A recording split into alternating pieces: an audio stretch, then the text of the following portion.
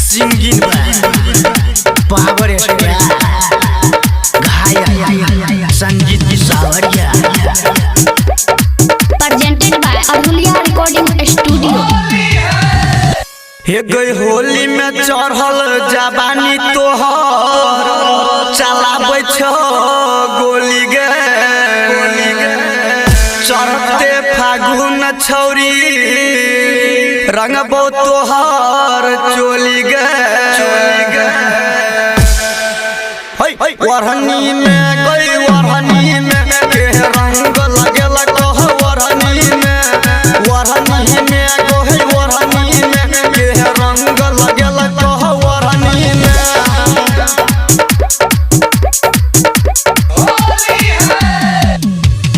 वरहनी में गई वरहनी में के रंग लगेल कह वरहनी में गई वरहनी में के रंग लगेल कह वरहनी में। क्रांति प्रेजेंटेड बाय अरुलिया रिकॉर्डिंग स्टूडियो।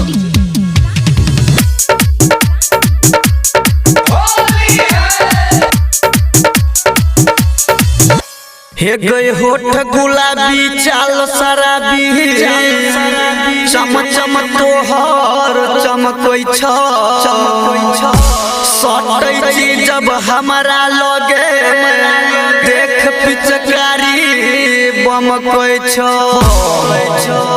वरहनी में गए वरहनी में के रंग लगेल कह वरहनी में गए वरहनी में के रंग लगेल कह वरहनी में।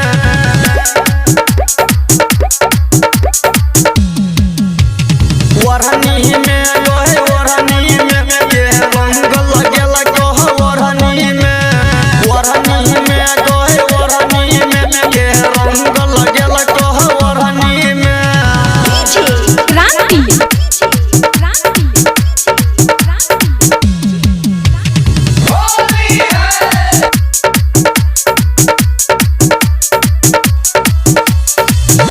हे गई संजीत सवरिया के ठीक बात नहीं कहै छी हे गई पिचकारी अनिल के भार नहीं तू सहै छी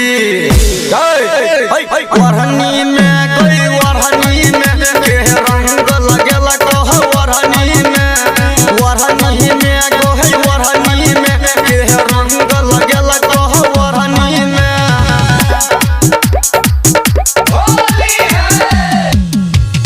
वरहनी में गई वरहनी में के रंग लगेल कह वरहनी में गई वरहनी में के रंग लगेल कह वरहनी में। के लगेल के रंग प्रेजेंटेड बाय अरुलिया रिकॉर्डिंग स्टूडियो।